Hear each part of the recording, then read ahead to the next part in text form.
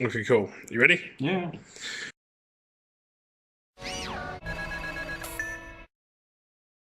Hi guys, welcome to Rufio. It's Joe here. We've got another one of the Tuggers here.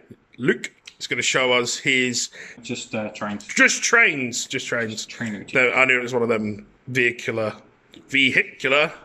decks. Yeah. So this is a nice change for him because normally he only uses trap-based decks. Sets about 12 past turn, set another 12 past turn. Yep. And yeah, that's pretty much it. So yeah, he just wanted to show us to it. Apologies if it's a little bit wibbly wobbly. I am completely on the hands here. I was completely unprepared, as you can see.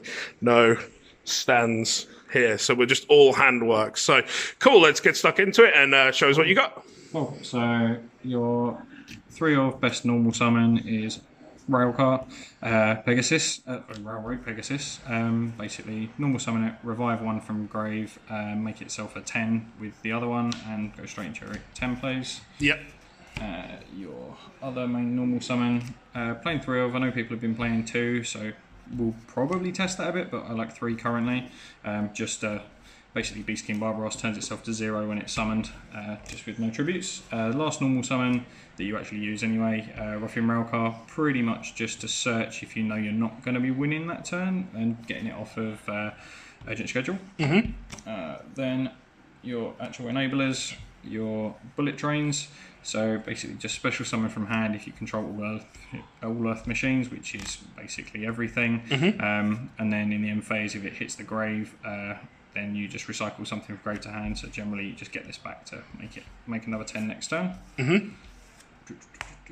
And then 3 of the best boy, Derek Rain. When he's detached, pop a card. That's all you really need to know, to be honest. He special summons himself from hand whenever you summon an earth machine. So he is just free level 10 bait.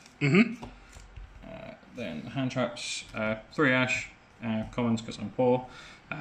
Just deals with random stuff. Just to try and minimise the amount of interruptions they can put on board. Yeah, the percentages of stuff that actually hits is crazy. Like, if you ever look into it, it's insane. Then the Shaddoll engine, literally just these guys, and obviously the fusions will be in there.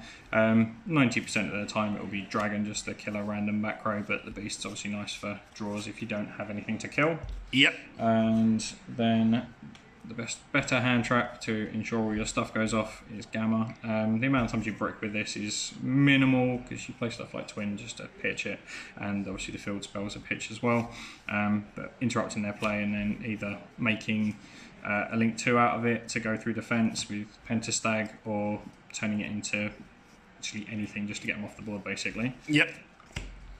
Instant spells, obviously the Shaddoll package, just free level 10 material because you're getting your Shack out of deck, getting a pop or a draw, and then potentially if you happen to have drawn another part of it, then you've got a negate, which has actually come up occasionally. Is Shek your normal go-to, is it? Shek is literally the only one you play because you don't play any other targets. 3 desires, because you really don't care what you banish, you're only planning to play 1, maybe 2 turns. Maybe cut it to 2, just need to test the ratios really. Yep. And then a field spell, which is obviously amazing. So it's just a pitch 1, rotor for your level 10s. Unfortunately doesn't get your level 4. We could really use something that does that. But yeah, it sets you up with that. It has a secondary effect to special summon a 4 from deck if you special a 10, which only really comes up if you set a schedule. You go in end phase, you schedule into 2 monsters, special Pegasus out of deck, and then you also revive one out of grave with Pegasus, so you go from 0 to 4. So that's always good. Cool. Then obviously Urgent Schedule, best card in the deck. You want this to resolve above everything else because it just gets you into all of your free materials, gets you into your Derek Rain. So how does it work? So basically, as long as your opponent controls more monsters than you, you special summon a level 4 or lower and a level 5 or higher Earth Machine from deck, and there's literally no drawback other than their effects being negated. And if it gets popped while it's set, you can search one from deck to hand, but that very rarely comes up. Yep. Then just to deal with random rubbish, Twin Twisters. Obviously Altergeist and general other back row matchups is a bit of a problem because the hand traps don't do too much against those.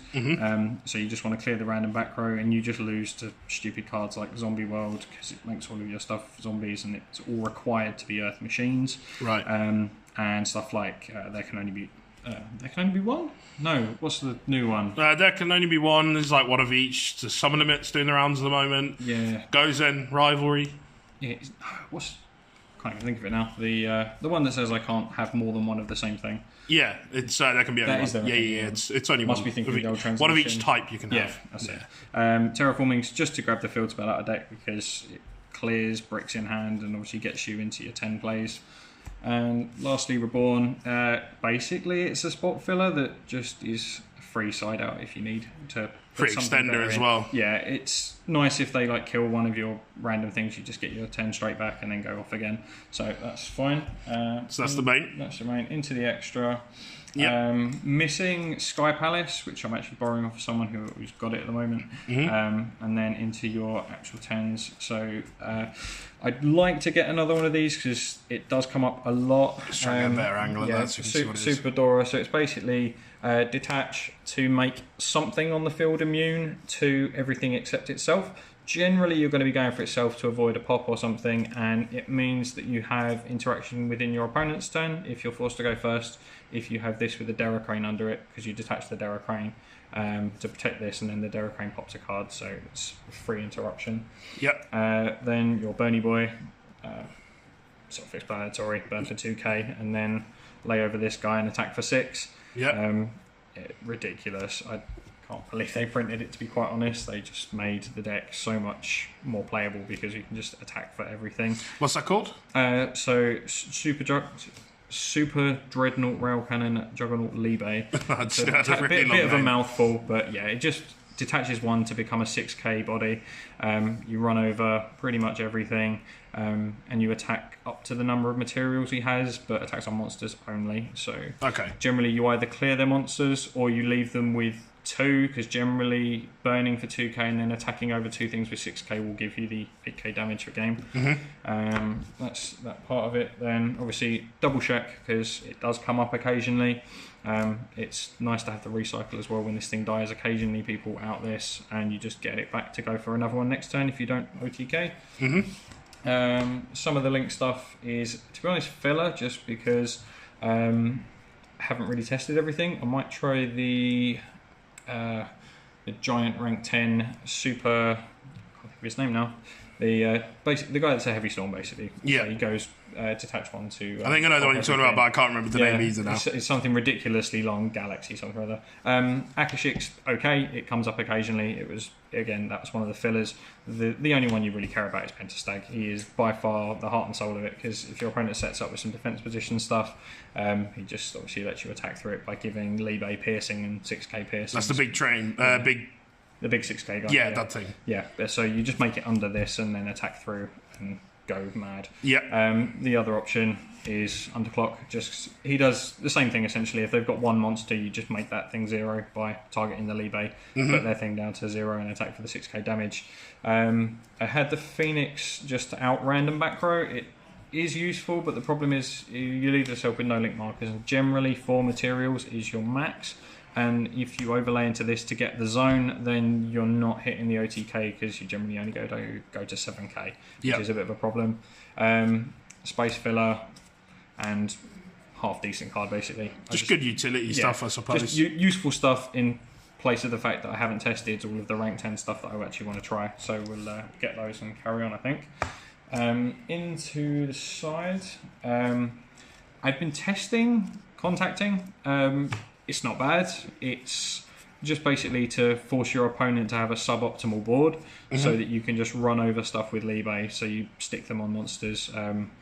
Screwing over people with the Nightmare combo is quite nice. Or you stick them on that, or you drop it onto Salads and they kind of just stop, because they can't go into the rest of their plays, and then you run over stuff. We'll see how that goes. Cool buy. I might actually be shifting this to the main, to be honest, with all of the hand traps that are floating around, because they're all common, like my lovely ones. So yeah, that's probably going to be bumped into the main, just to deal with stuff like Ogre and Veiler, because they literally just end your turn. Yep. Then the best well-known tech, Forbidden Chalice. Just deals with stuff mainly like the Altergeists. You stop Sulcoitus bouncing stuff back to hand, and it has actually come up where you summon the guy that drops himself down to 0, swing, and then in damage step chalice it, which boosts him up to 3/4 from 0, which was game in that particular instance. So that's a nice interaction that does come up. Yep. Then obviously red reboot, because we only want to play 1 turn, so turning your traps off for a turn means I'm probably going to win unless you have hand trap. So that's mandatory. And lastly, the get rid of something annoying, Pankratops. Half the time when I see it, it's almost a win more, but I'd rather have it than not have it, so I can out random things again, like the same things that Twin Twisters hit, like there can only be 1s and zombie worlds and silly other things like that, just get in the way of you popping off. So yeah, I'm pretty happy with the side. Cool. And that's a lot. How are you finding the deck as a whole? Generally speaking, it's going really well. Had a really sticky week, 1 week that was a bit terrible, but generally speaking, it's probably on about an 80% win ratio at the moment. Okay, so it's pretty good. It's not doing too badly. Cool. Any shout outs before we go? Shout out to the Tuggers, obviously, and Mark for letting us have the area to play in. Yeah, his link will be down in the description, guys. Sorry, I normally have his card floating about there if you've seen any of the other videos, but it's packed away in my bag. All my shit's really packed away, so hence we also don't have the camera stand for this. Well, thank you very much for coming along and doing the video. Much appreciated. Thank you very much for checking in, guys. If you haven't already, please hit subscribe, and I will see you in the next one. Well, that's all we have time for in this video. Well done for making it this far, you absolute weirdo. Shout out to you, I suppose. Thank you very much for watching, and don't forget to hit the subscribe button. It'll make me smile, I promise. While you're at it, you should find me on Facebook, Twitter and Instagram at RufioYT. Don't forget you can find the links in the description. Thanks again for checking in, and I will see you in the next one.